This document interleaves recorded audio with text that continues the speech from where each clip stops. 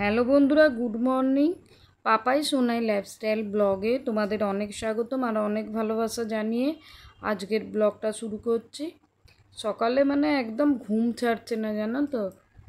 দুপুরে শোয়া হচ্ছে না গরমের জন্য, এত পরিমাণে গরম। আর ওপরে ছাদ তো দোতলার ওপরে, একদম ঘুমোতে পারিনি। এবার রাতে শোয়া হচ্ছে 4.5-5 ঘন্টা ঘুমেতে, ঘুম থেকে উঠেছে ছেলেটাকে ছাড়বো বলে চোখ যেন তাকাতে পারছি না, এমন অবস্থা। কিন্তু শুলে তো হবে না, বলো না। ছেলেটাকে তো স্কুলের জন্য তৈরি করে ছাড়তে হবে। তারপরে ছেলেকে ছাড়ার পর বাবা শুয়ে পড়তে বলেছিল, কিন্তু শুয়ে পড়লে হবে?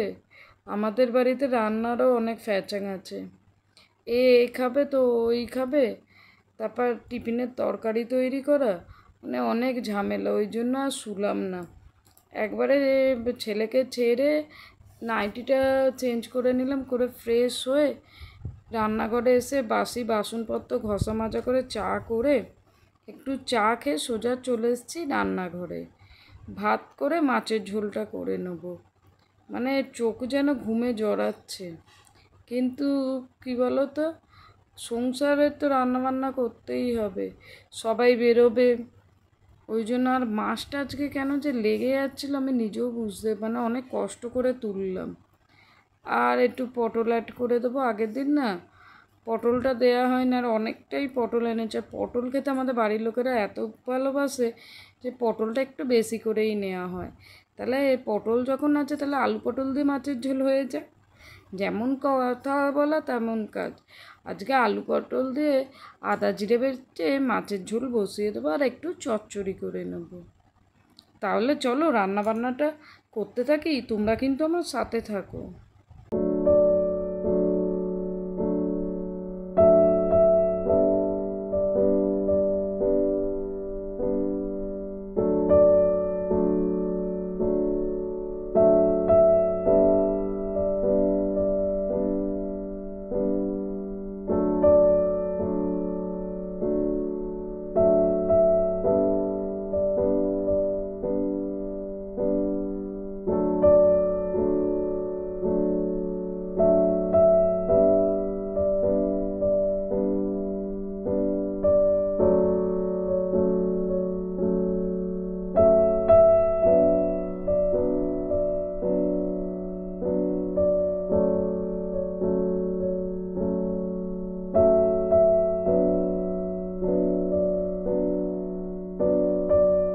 আর তোমাদের সঙ্গে কথা বলতে বলতে মাছের ঝোলটা রান্না করে নিয়েছি, আর একটু পুঁই শাকের পাঁচমেশালি চচ্চড়ি করে নিচ্ছি।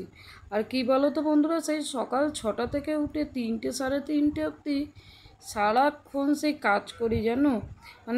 সকাল থেকে এত ক্লান্ত লাগে, স্নান করার পর বেশ মুখ চোখ পরিষ্কার হয়ে যায়, কিন্তু তাও তো শান্তি। আবার কাজকর্ম করতে করতে আবার যেন চোখ মুখ সেই কী অবস্থা হয়ে যায়। এই হচ্ছে সংসার, বলো। আর এত আমি খুব তাড়াহুড়ো করে রান্না বান্না করি বা হাতে স্পিড প্রচুর, কিন্তু তা তো সত্য না। কী করে যে 3টে সাড়ে 3টে বেজে যায় সকাল থেকে আমি নিজেও বুঝতে পারি না। তাও তো আমি মনে করি ঘড়ি ধরে কাজ করা ভালো। ঘড়ি ধরে কাজ করলে কি কাজগুলো নিজের সিস্টেম অনুযায়ী হয়, আর প্রত্যেক কাজটা কমপ্লিট করা যায়। এই যেমন ধরো আমাদের সবাই 9:30টায় যাবে, 9:30টার ভেতর আমাকে রান্না কমপ্লিট করতে হয়।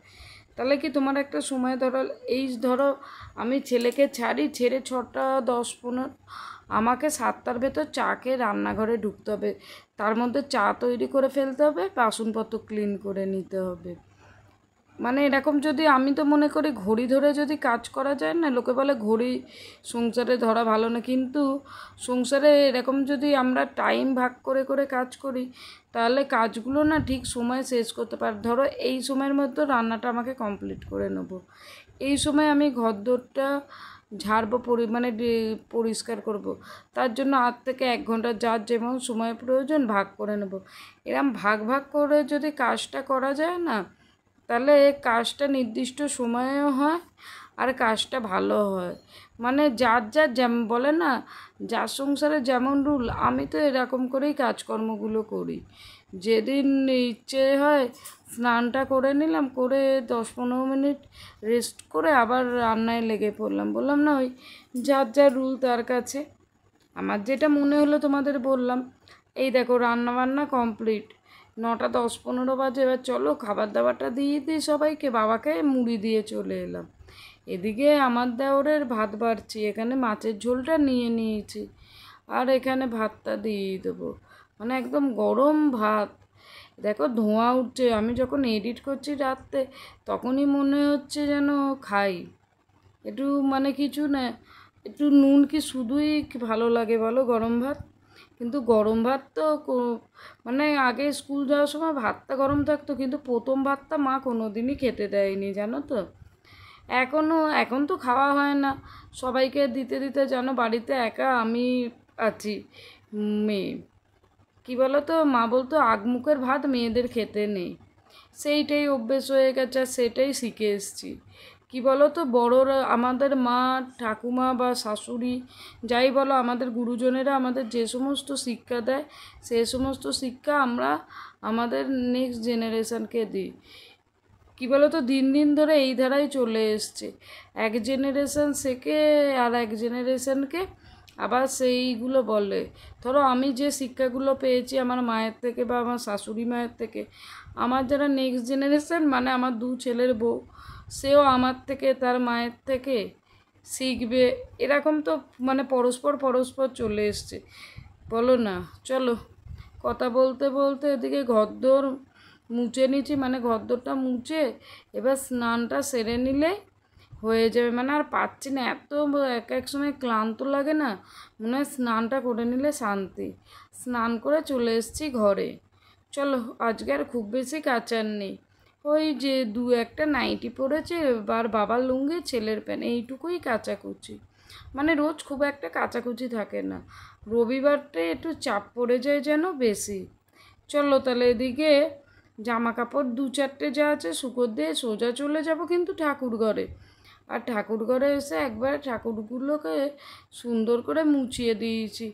এবার গ্লাস থালা ধুয়ে একদম ঠাকুরকে খেতে দিচ্ছি, পুজো করছি, মানে কাজ পাশ সেরে স্নান করে দিলে কি বলো তো তাড়াটা থাকে না, আর 5 মিনিট ভগবানকে দিলেও দেয়া যায়, সকালে স্নান করে দিলে কি বলো তো এ বেরোবে ওই বেরোবে, এই হয়ে যায় একটা ব্যাপার।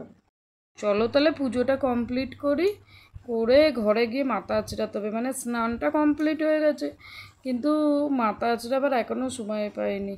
চলো এদিকে পুজো আমার হয়ে গেছে কমপ্লিট, আর ঘরে এসে চুলটা আঁচড়ে নিলাম, মানে শান্তি আছে। তোমাদের দাদা বেরোবে, এখন বাজে 11:45, তোমাদের দাদার খাবারটা দিয়ে দিচ্ছি। এখানে করেছি ডালিয়ার খিচুড়ি, পেঁপে আর করলা দিয়ে, মানে রোজই পেঁপে করলা দিয়ে দিই। পেঁপেটা কী বলো তো, রুগী মানুষ তো পেঁপে খায়, তাতে পেটটা পরিষ্কার থাকে, আর করলাতে কী হয় বলো তো, সুগারটা মেনটেন থাকে। আর এখানে 5 মিশালি চচ্চড়ি। তাহলে চলো খাবারটা দিয়ে দিই, আর মাছটাও দিয়ে দিলাম, আর এদিকে আছে তেঁতুলের টক। চলো দিয়ে দিই, আর ওদিকে না আমি ছেলেটাকে একটু হালকা লেখাপড়া করাতে বসিয়েছি। চলো খাবারটা সার্ভ করে আসে, এই যে তোমাদের দাদা খেয়ে নিচ্ছে। আর একা রাতে এতগুলো ভাগ করতে একটু কষ্ট হয়ে যায়, একে দেখো পড়াতে বসেও যত কাজ, খাওয়া দাওয়া বাচ্চা মানুষ না, আর চা শেষ জানো 12:30 বাজে, বললাম না আমার আর শান্তি নেই। এখন আবার দেখো চা বসিয়ে দিলাম, বাবা স্নান করে উঠেছে দুধ চা খাবে, মানে রাগ ধরুক অভিমান হোক যা হোক সংসারের কাজ তো করতেই হবে বলো না। তাহলে চলো এদিকে চাটা করে বাবাকে দিয়ে দিই, আর ওদিকে ছেলেকে লেখাতে বসিয়েছি, মানে ছেলেটাও একদম লেখাপড়া করতে চায় না, মাঝে মাঝে ওকে পড়াতে বসে নিজেরই কান্না পেয়ে যায় জানো। তাহলে চলো দুধ চাটা একবারে সার্ভ করে দিই, আর এখানে নিচের বাবাকে দেবো হেলথ ড্রিঙ্কগুলো দিয়ে দিলাম। এটা বাজে পড়াচ্ছি এখন, মানে কাজের শেষ নেই, তোমাদের দাদাকে খেতে দিলাম, নিচের বাবাকে সকালের তো খাবার দাবার সব দিলাম দেখলো, নিচের বাবাকে হরলিক্স পাঠালাম, মানে শরীরটা যেন চলে না। আর এদিকে আমাদেরও খাওয়া দাওয়া কমপ্লিট করে একবারে বাসনগুলো ঘষে মেজে নিচ্ছে, মানে যেদিন যেমন ইচ্ছে করে, কোনো দিন যদি মনে হয় খেয়ে দিয়ে উঠে মাজবো মেজে নিই, কোনো দিন আবার রেখে দিই সন্ধেবেলা চা করার সময় মেজে নিই, মানে একার হাতে তো নিজের শরীরটা বুঝে কাজ করতে হয় জানো তো।